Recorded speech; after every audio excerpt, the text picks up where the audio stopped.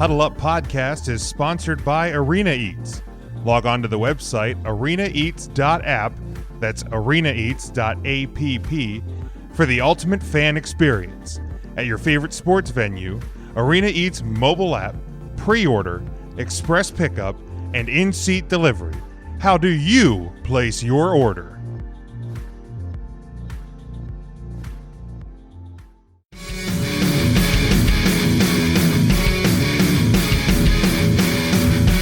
Four games, Sean, in the NFL weekend as we always do, and we will start. Well, let's look against the spread. I did not have a good week against the spread this past weekend. I went 1-3 in the National Football League, so I'm sitting at 16-11 overall. You went 2-2. You were sitting at 19-6 overall. Bye weeks this week in the NFL: Eagles, Rams, Browns, and Bengals. But let's go up to Buffalo, New York. The 6-1 Seattle Seahawks, a 2-point road favorite at the 6-2 Buffalo Bills. Currently AFC East leader, Buffalo Bills. 54 is the over/under on this one. 1 o'clock on Fox. I think the Bills still showing a bit of vulnerability here. I don't think they have quite gotten over the hump the way they've wanted to. I don't think they're exactly where they want to be at this point. I'm still not totally sold on Josh Allen at this point. So I'm going to take Seattle on the road, not only to cover, but to win this game.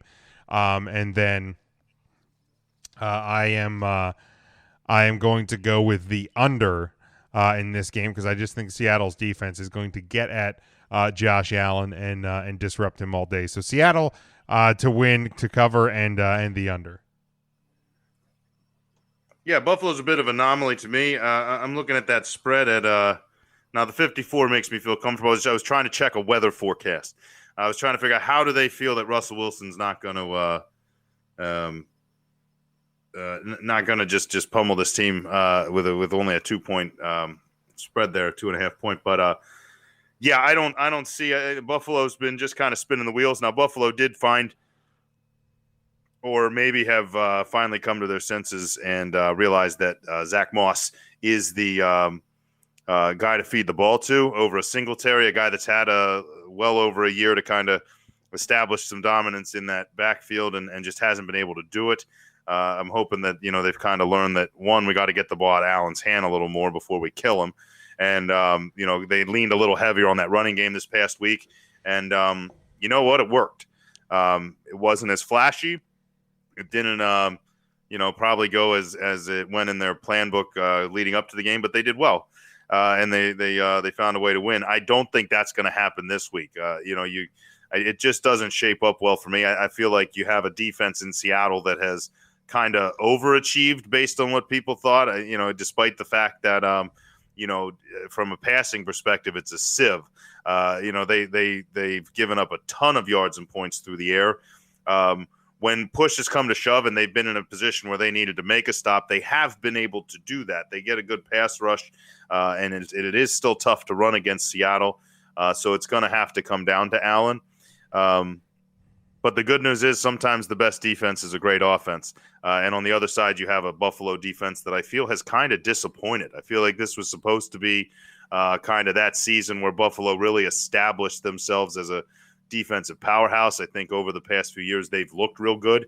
And it felt like they were kind of crowning and kind of going to get over that mountain a little bit. And they haven't. And they've given up, some really embarrassing kind of performances. And I think this is going to be one of them. I think Russell Wilson continues his show. I think I'll take Seattle. I'll take them to cover. I think I'm going to take the over, though. I think Allen's gonna be able to pass. Allen's going to have one of his Allen statistical days. I think they're not going to be able to run the ball when it's not in his hands, and he's going to have to throw late. I think they're going to find themselves behind, and maybe he finds a couple deep balls to Brown or Diggs, and I think that this one pushes over pretty easily. All right, then we go to Indianapolis, the 5-2 Baltimore Ravens. They are a 2-point. Do I have 2 or 3 here? 3-point. 3-point road favorite at the 5-2 Indianapolis Colts. 44.5 is the over/under. 1 o'clock on CBS. I think the Ravens are going to bounce back here. I don't necessarily buy into Indianapolis as a 5-2 team. They beat a Lions team this past week, where the Lions are still the Lions, where whenever anybody wants to believe them or not. So I don't necessarily buy into Indianapolis as a true 5-2. The Ravens have to settle themselves down after what was a disappointing, a little bit sloppy game against Pittsburgh this past weekend. So I'm going to take the Ravens to cover the 3 points, obviously get the win. I'm going to go with the over. I think they're going to get that offense going a little bit. And Sean, you can go ahead and you can lock this one up. You better lock it up. You better lock it up. No, you lock it up. You lock it up. Lock it up. Lock it up. It's funny you should point out the Indianapolis Colts as a overrated, not getting a lot of quality wins, beating a Detroit Lions team. Let me just run you through Baltimore's wins this season. Baltimore opened the season with a win against Cleveland. They traveled and beat Houston. Then they lost to Kansas City, their first real test. They beat a Washington football team. They beat the Cincinnati Bengals, and they beat the Philadelphia Eagles by 2 points. That is the Baltimore Ravens' track record of wins to this point. They've lost to the Steelers, and they've lost to the Chiefs. The only two close losses, I'm going to say close over losses? 500 teams. Those are probably the only two they've played. Cleveland's above 500. Are they? They're 5-3. All right, I'll give you that. They're 5-3. It is an ugly 5-3, and it's a Baker Mayfield-led 5-3.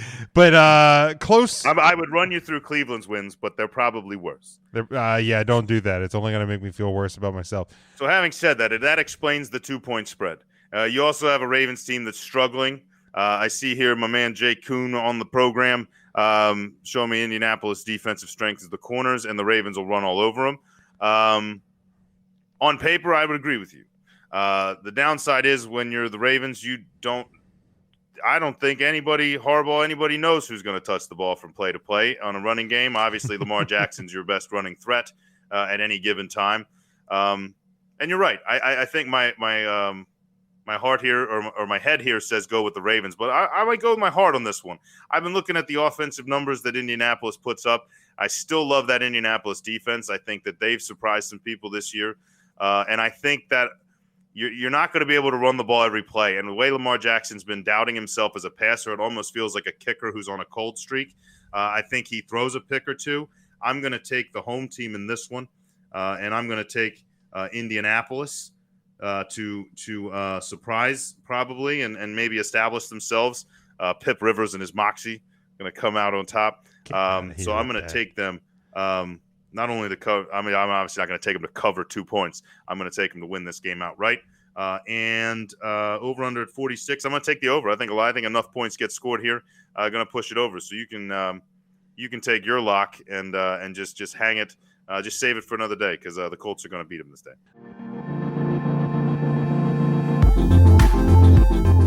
Huddle Up Podcast is sponsored by Arena Eats. Log on to the website arenaeats.app. That's arenaeats.app for the ultimate fan experience. At your favorite sports venue, Arena Eats mobile app, pre-order, express pickup, and in-seat delivery. How do you place your order? All right, we will see on that one. Then we go to Arizona. We go out to the desert. The 4-3 Miami Dolphins. They're at the 5-2 Arizona Cardinals, who are a 4.5-point home favorite. 47.5 is the over/under on this one. 425 on CBS. I think this is going to be an extremely close game. I think that Miami's defense playing defense and special teams. I look back and you hear a lot of coaches at times talk about if you can win 2 out of 3 facets of the game, defense, offense, special teams, you're probably going to do okay. So if the Miami offense still isn't kind of totally up to snuff where they want it to be with Tua at this point. The defense has stepped up. The special teams have stepped up. I think they're going to be able to do that again here against Arizona. I'm expecting a lot of points. I'm definitely going to take the over in this game. I like the Dolphins to cover the 4.5. I'm not necessarily going to say that they're going to pull the upset here and go out to Arizona and get the win. But I like them to keep this thing close and keep it within about a field goal. So I like the Dolphins to cover and definitely the over. So James is buying the Dolphins. I'm going to say sell, sell, sell. This has, people kind of high on Tua. They're talking about the win. They're talking about the Dolphins. I'm talking about the Dolphins. You're talking about – everybody's talking about the Dolphins. You're not going to score 2 defensive touchdowns every week. They should have had a third. One of their offensive touchdowns this week was set up by a return pick up and run to the 1 or 2 yard line. You're not going to get that every week. And does Kyler Murray have the potential to give you a couple turnovers? Absolutely. But is he going to make you pay for them later? Yup. Kyler Murray is going to continue his assault as the second best gunslinger in the NFC West. I think the Cardinals are going to win this one by a pretty good handful of points. I like him to cover. I like Kyler Murray to impress. I like touchdowns from both Hopkins and Christian Kirk. And I think this is going to be one where Miami kind of tries to look for some offensive firepower from the quarterback, and they might miss Ryan Fitzpatrick a little bit. Might even see Ryan Fitzpatrick a little bit at the end of this game. I think this is going to be a smoke show out there, and you can go ahead and lock up your Cardinals win in the desert. You better take lock them it over. up. No, you lock it up. Take them Lock over. it up. Lock it up. Lock it up. Wow. Wow. All right. Then we go to our final NFL game. And you want an opportunity to catch up and to make. I'm going the opposite of you a lot this week. So I see you're doing that. I appreciate it. I feel like we're at the midway point, kind of both seasons. But I feel like if yours hit and mine don't, either I'm pulling away or my train's derailing. Right, Either way, like we're either gonna get real close or this thing might be over at the midway. Either way, it's gonna make headlines. That's right. Absolutely will. Then our final one, we go to the NFC South. We go not too far from where you are in the Sunshine State. The 5-2 Saints at the 6-2 Tampa Bay Buccaneers, sitting in first place in that NFC South. They are a 6-point home favorite, 53.5. This one is the Sunday night game, 8:20, of course, on NBC. The Bucs have looked a little vulnerable at times. The Saints have looked a little vulnerable at times. It just depends which of these teams show up, and I think that overall, I feel more confident about Tampa Bay. I still feel like Drew Brees is not the Drew Brees that we've known for the length of his career. Father Time's catching up to him. It is what it is. It was bound to happen at some point. Tom Brady just defies all logic and reasoning when it comes to that sort of a thing. He and Gronk are starting to heat up. You have more receivers, than they know what to do with. Antonio Brown back in the mix. I just like Tampa here. I think they're going to cover this 6 points. I think they're going to get the win and really start to put a stranglehold on this NFC South. And I'm also going to take the over because I think it's going to be an offense show. Your boy Jake here says Bucks all day. Linebackers too fast for the Bucks and that dink and dunk Saints offense. Yeah, I agree. I don't think Drew Brees can spread the field like he used to. Well, over the hill, maybe. A little less than he had been, maybe. But this is also Drew Brees that has won 4 straight coming into this game. They found ways to win. Took an overtime win. Took a juicy matchup against Chicago. But hey, 1-1 on the road in Chicago, outdoors in the cold. Impressive enough. Most important, I think the big thing here is I still can't find any news. Nobody can on Michael Thomas. Nobody seems to know, is it still an injury? Is it just him as a bit of a problem in the locker room? Obviously, I think it's more the injury side of things. I think if it was really a problem, this trade deadline would have come and gone. The Saints well over the salary cap projected for next year. So I don't think it's so much a locker room problem as it is a soft tissue problem. And I'm not going to lie to you, with some of the games they had in that 4-game stretch, I think maybe they were hoping they could get out of that 3-1 or 4-0. I think you're going to see Michael Thomas out there for this game. I think this was probably the target, knowing who they were playing. I think everybody's telling me to pick Tampa Bay. I watched a pretty sloppy Tampa Bay team play in the Big Apple yesterday. That was, I've heard a lot of the Sean. That's Tom Brady's kryptonite. The New York Giants are Tom Brady's kryptonite. That's true. So is Nick Foles.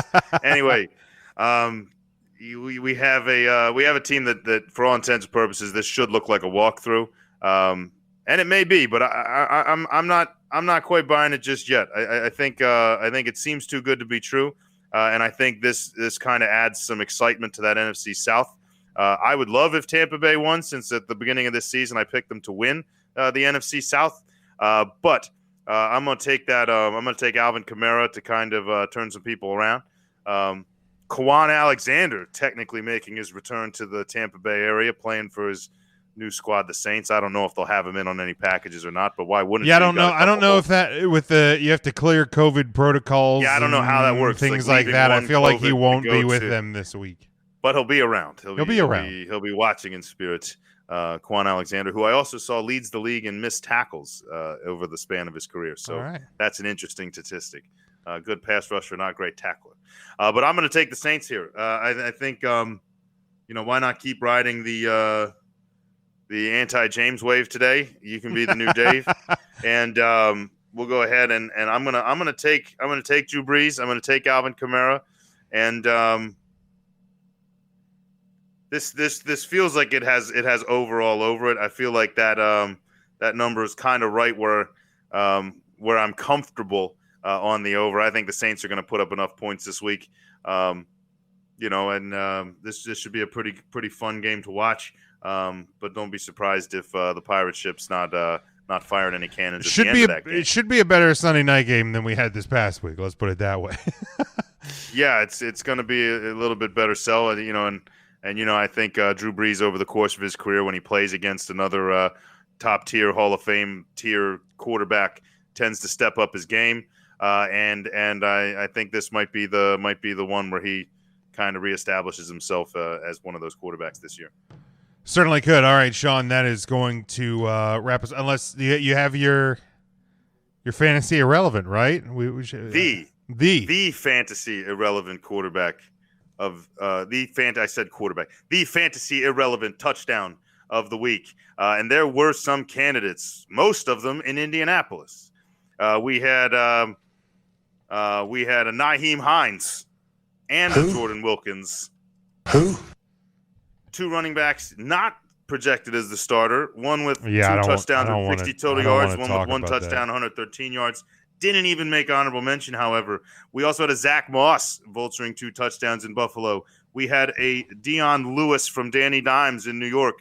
Still not your fantasy irrelevant touchdown of the week. By the way, your most fantasy relevant game happened in the Vikings-Packers game, where 6 total touchdowns, 3 for Dalvin Cook, 3 for Devontae Adams. Everybody got help that started those 2. And here we go. Honorable mention this week goes to an Indianapolis Colt, the 3rd-string tight end, Jack Doyle. Doyle rules. Yeah, Jack Doyle. Moving into 3rd place, San Diego, passing touchdown to a Gabe Neighbors. Who? Exactly. Not even spelled like your neighbor next door. Nabers. Can't even spell, let alone score, but he got one this week. 2nd place, I know Jay Kuhn had this one. Albert Aqugbunam, tight end in Denver. That's your 2nd place fantasy relevant touchdown of the week. And you're saying who could beat somebody whose name you couldn't even pronounce? It's a Bengal. We had a rushing touchdown for a Samaje Perine, all by himself, getting the fantasy irrelevant touchdown of the week. Who the hell is this? Samaje Perine. Yeah, lock it in. When you have a Giovanni Bernard fantasy owner in multiple leagues, that does not. That does not. Yeah, Samaje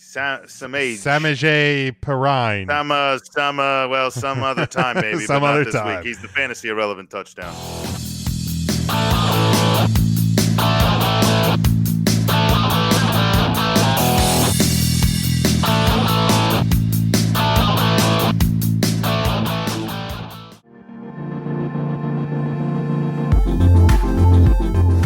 Huddle Up Podcast is sponsored by Arena Eats. Log on to the website arenaeats.app, that's arenaeats.app, for the ultimate fan experience. At your favorite sports venue, Arena Eats mobile app, pre-order, express pickup, and in-seat delivery. How do you place your order?